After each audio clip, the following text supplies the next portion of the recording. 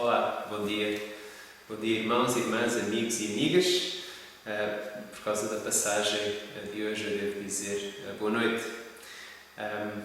Eu sei, isto parece estranho, não é? Eu vim até à igreja por uma razão.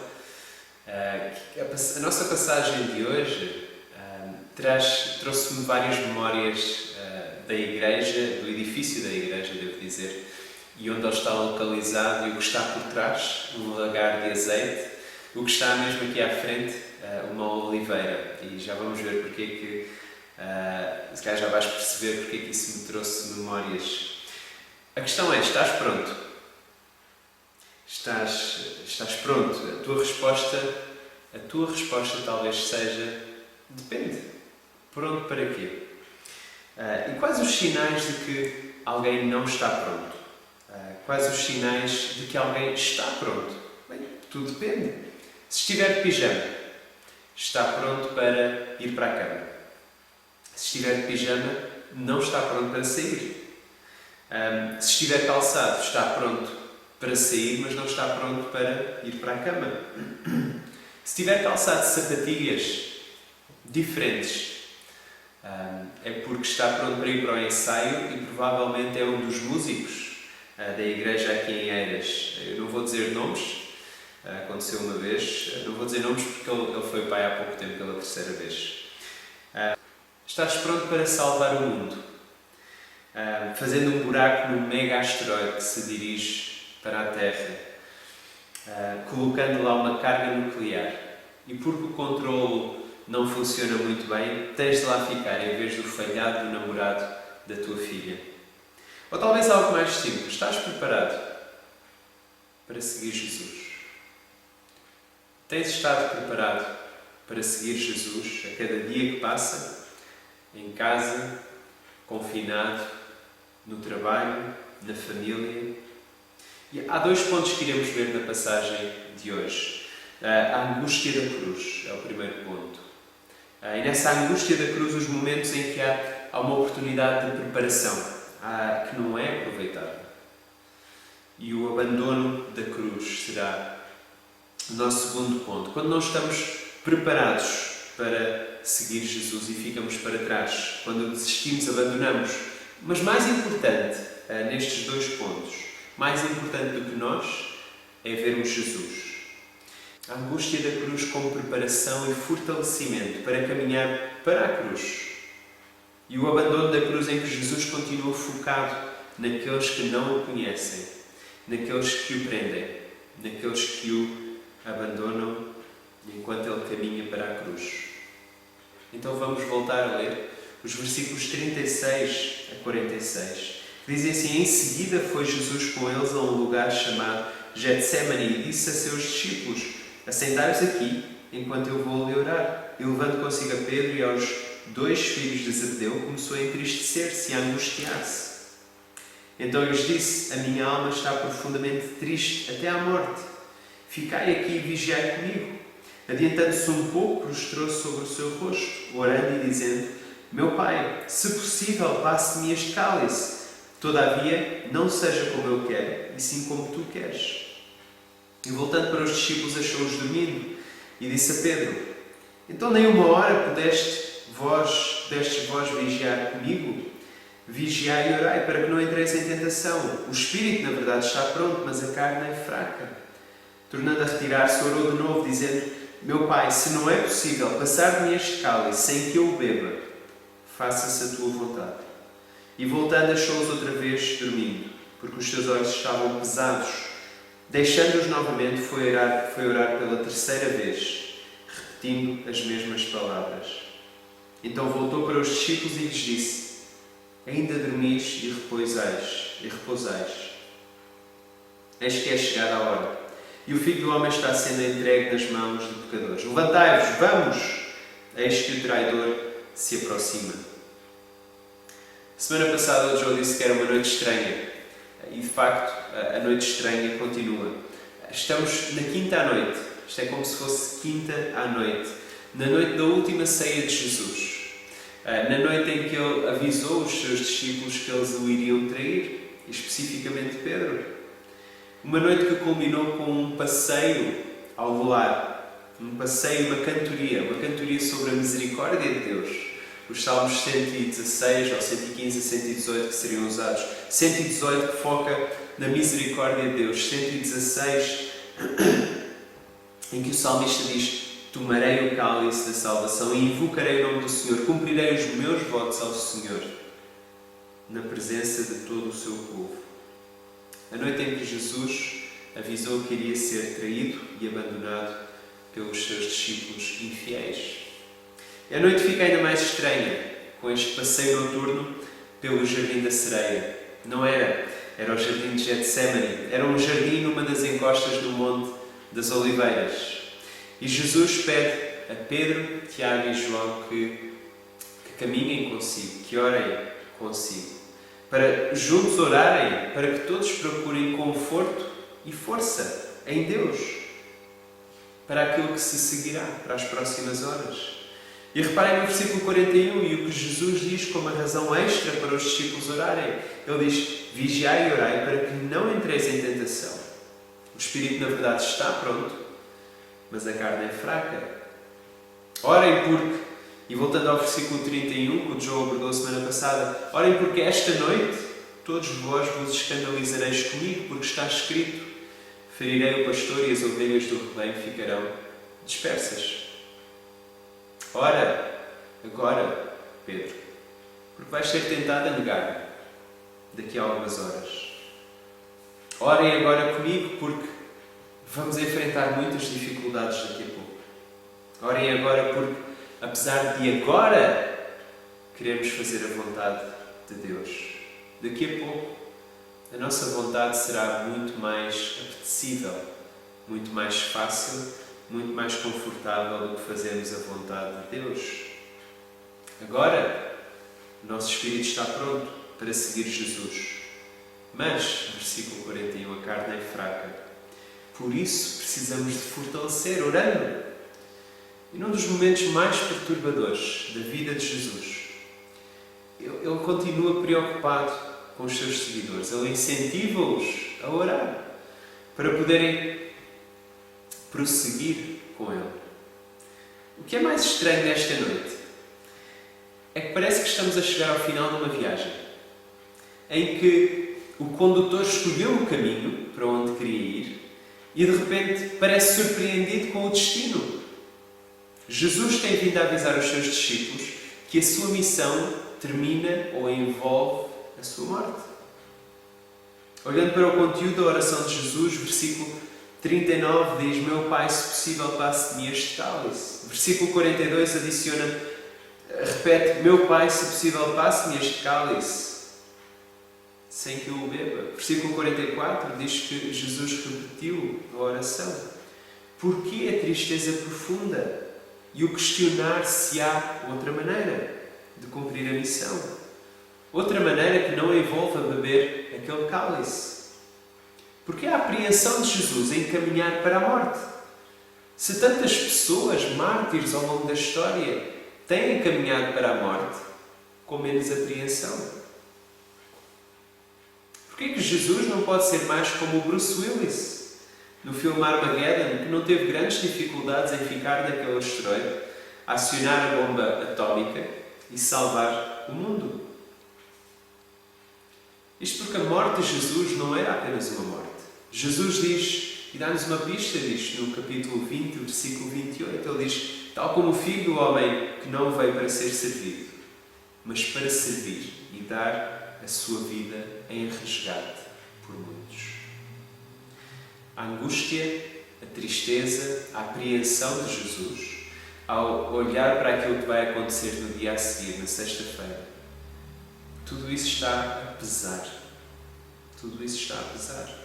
Não principalmente por causa do sofrimento físico, mas principalmente porque Jesus vai receber a ira que o nosso pecado merece.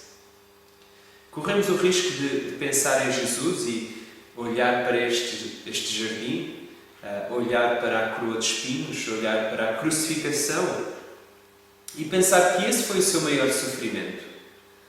Foi algo que lhe fizeram há 2000 anos atrás. Quando, na verdade, o maior sofrimento de Jesus está ligado com o que cada um de nós tem, com o que cada um de nós é, até ouvirmos e respondermos à mensagem do Evangelho, que é o nosso pecado, que somos pecadores. O julgamento de Deus que nos condena vai cair sobre o seu Filho no dia a seguir, naquela sexta-feira.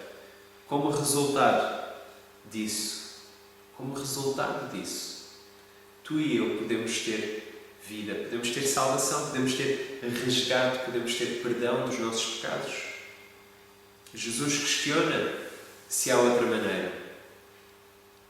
Se há outra maneira para fazer a vontade do Pai. Há alguma outra maneira de Jesus conseguir a nossa redenção? A ideia do sofrimento que envolve carregar o pecado, receber o juízo por esse pecado, lança Jesus numa profunda agonia. Uma agonia sobrenatural, onde Jesus também é apoiado, fortalecido de forma sobrenatural também. Lucas dá-nos essa informação no capítulo 22, versículo 43. Diz que Jesus foi assistido por um anjo. A resposta à oração de Jesus é que a cruz tem de fazer parte do caminho. A cruz faz parte do caminho para a redenção do nosso pecado. Ou seja, o caminho que Jesus tem de fazer é por nossa causa. A cruz faz a ponte entre nós e Deus porque satisfaz aquilo que a justiça de Deus exige, que exige uma vida perfeita que se coloca entre nós. E por isso Jesus tem de fazer este caminho. Por mais profunda que seja a sua angústia, a vontade de Jesus, a decisão de Jesus de fazer a vontade do Pai é mais profunda ainda.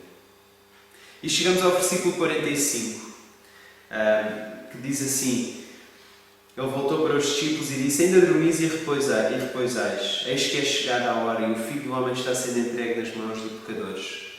Surge a questão: quem é que está preparado para o que vai acontecer?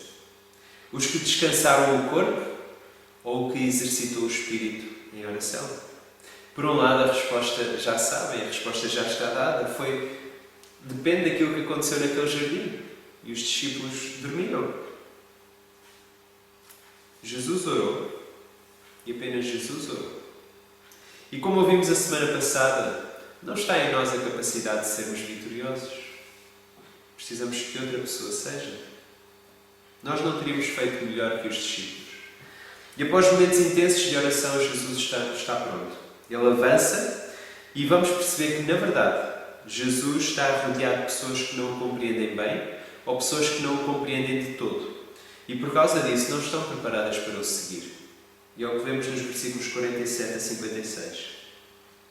Que dizem assim: Falava ele ainda e eis que chegou Judas, um dos 12, e com ele grande turba com espadas e porretes, vinda da parte dos principais sacerdotes e dos anciãos do povo. Ora, o traidor lhes tinha dado este sinal: aquele a quem eu beijar é esse, prendei-o. E logo aproximando-se de Jesus, lhe disse: Salve, mestre, e o beijou. Jesus, porém, disse: Amigo, para que vieste? Nisto, aproximando-se, eles deitaram as mãos em Jesus e o prenderam. E eis que um dos que estavam com Jesus, estendendo a mão, sacou da espada e golpeando o servo do sumo sacerdote, cortou-lhe a orelha. Então Jesus lhe disse: Embainha a tua espada, pois todos os que lançam mão da espada, à espada perecerão. Acaso pensas que não posso rogar a meu Pai e Ele me mandaria neste momento mais de 12 legiões de anjos? Como, pois, se cumpririam as Escrituras, segundo as quais assim deve suceder? Naquele momento disse Jesus às multidões: Saístes com espadas e porretes para prender-me como a um salteador. Todos os dias no templo eu me assentava convosco ensinando e não me prendestes. Tudo isto, porém, aconteceu para que se cumprissem as Escrituras dos profetas. Então os discípulos todos, deixando-me, fugiram. Vivemos numa altura em que é difícil dialogar. Em vez de dialogar, tentamos cancelar. Vivemos a cultura do cancelamento. Tentamos silenciar aqueles com quem não concordamos. Aqueles que incomodam. E os líderes religiosos estariam naquela altura a fazer o que se faz muitas vezes hoje em dia. Eles estariam a rever as afirmações de Jesus, os tweets de Jesus, a alterá-los, a manipulá-los, a retirá-los fora do contexto, a editar as imagens dos milagres de Jesus, editando o vídeo, fazer montagens com a edição do vídeo dos discursos e milagres de Jesus. Tudo isto para a acusação a Jesus. Ou seja, a pressão vai aumentar sobre os amigos de Jesus.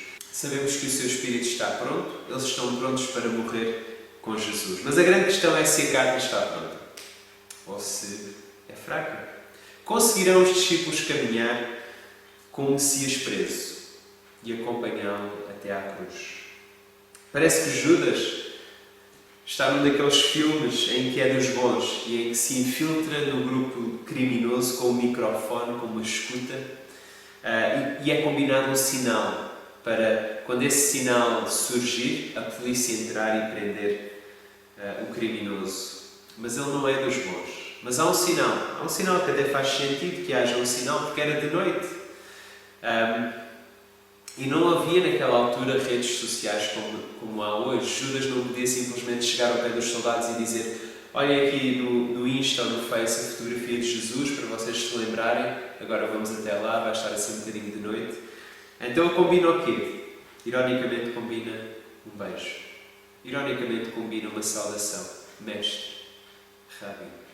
Um beijo e uma saudação que Judas iria dizer a Jesus pela última vez na sua vida.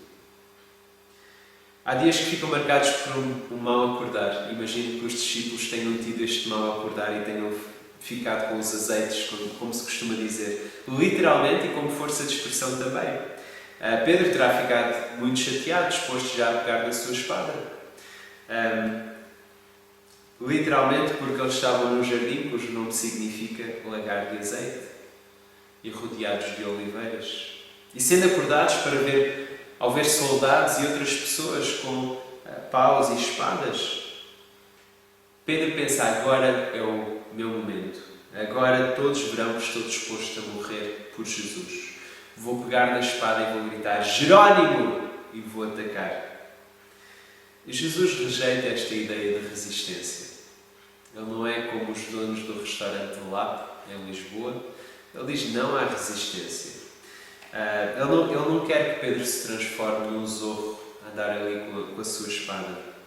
E ele até corrige as más ações de Pedro. Ele cura a orelha que Pedro cortou ao servo do sumo sacerdote.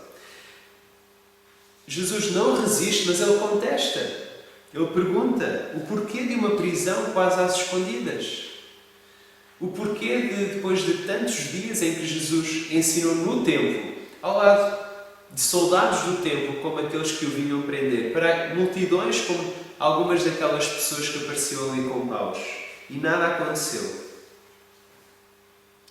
E sabem, se Jesus quisesse resistir, certamente não seria com uma equipa incompleta de 11 discípulos. Seria mais com uma equipa completa de 12 legiões de anjos. Não seria com seguidores incapazes de procurarem a vontade de Deus, seria com seres que apenas procuram a vontade de Deus, seres ministradores como os anjos. Se a ideia era esconder-se, Jesus terá escolhido muito mal o sítio. Um jardim, bem perto do templo, cujo nome significa lagar de azeite, com várias oliveiras. Jesus queria um local calmo para orar. Recatado, calmo, mas que fosse conhecido dos seus discípulos e até conhecido do seu traidor. Judas terá sido pago para entregar Jesus num contexto destes, num contexto mais recatado, mais íntimo, com menos pessoas, para que não houvesse um motim.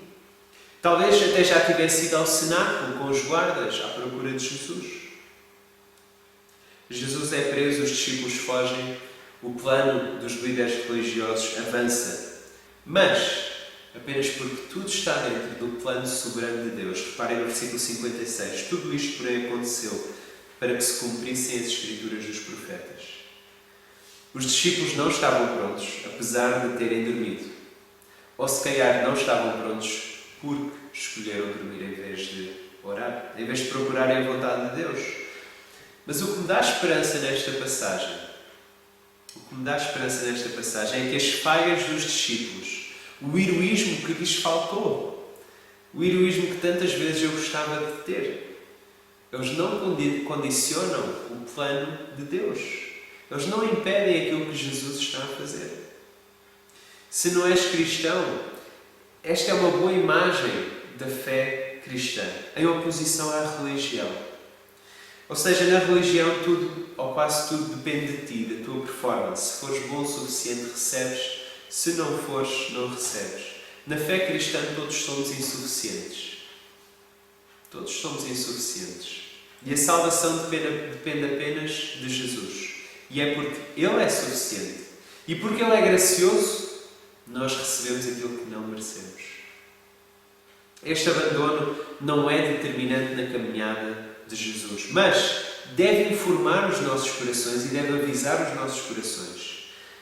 Quais as pressões que sentes para deixares de seguir Jesus? Quais são as pressões que vêm do nosso coração, que estão ligadas ao nosso pecado, que queremos fazer a nossa vontade quando é mais confortável?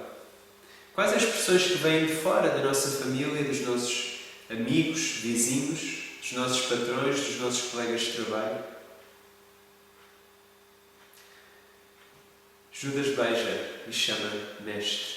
Os soldados e a multidão prendem, os discípulos fogem. Nenhum deles compreende e aceita quem Jesus é e o que Ele veio fazer e o que Ele veio oferecer. Judas parece que está com Jesus, mas acha que Jesus devia ser outro tipo de Messias, outro tipo de Salvador. Por isso, pinhoram-o. Os soldados e a multidão ouviram e viram aquilo que Jesus fez, mas não perceberam como é que isso apontava para a identidade de Jesus, quem Ele era e aquilo que Ele queria oferecer. Os discípulos perderam a coragem, porque ainda não entendem como é que o sofrimento pode fazer parte da missão de Jesus.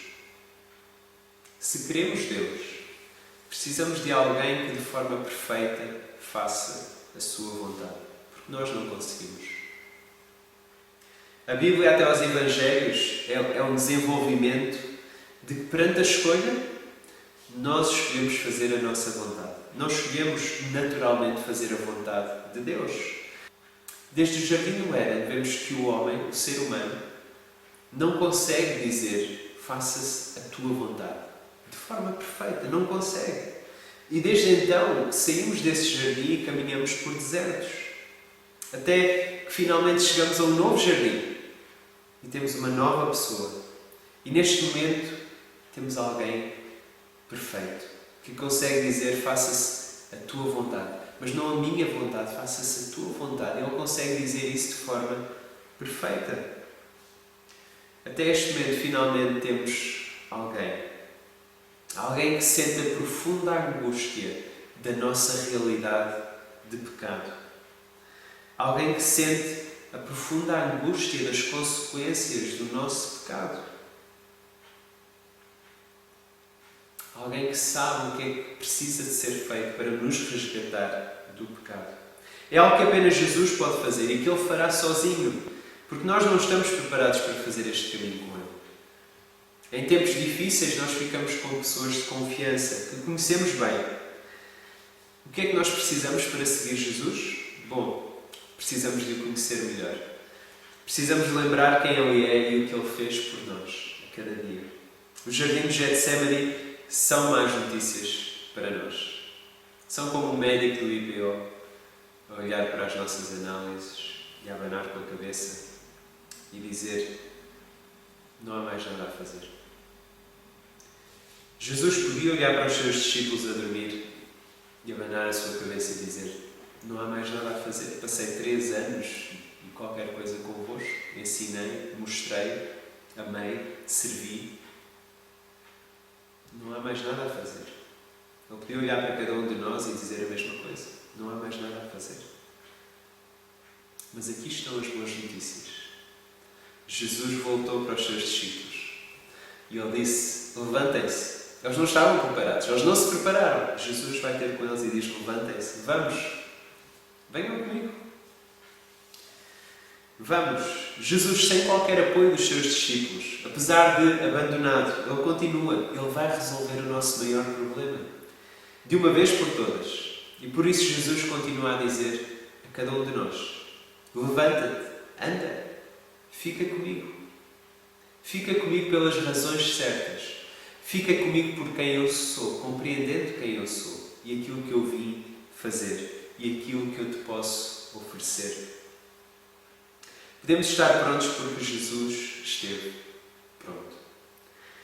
Podemos caminhar com Jesus porque Ele nos levanta e nos convida a ir e caminhar com Ele. Que esta passagem possa encorajar-nos a continuar, porque olhamos para um dos momentos mais difíceis da vida do Filho de Deus, em que Ele escolheu continuar a caminhar para a cruz, no nosso lugar. Vamos orar. Agradecemos, Senhor, porque Jesus não só esteve disposto a caminhar no nosso lugar, Ele fê-lo fazendo a Tua perfeita vontade. Agradecemos porque Jesus veio para nos resgatar e Ele veio para fazer aquilo que nós nunca conseguiríamos fazer. Ele veio para dizer: não se faça a minha vontade, mas a Tua vontade. E agradecemos por isso e louvamos o Teu nome, orando em nome de Jesus. Amém.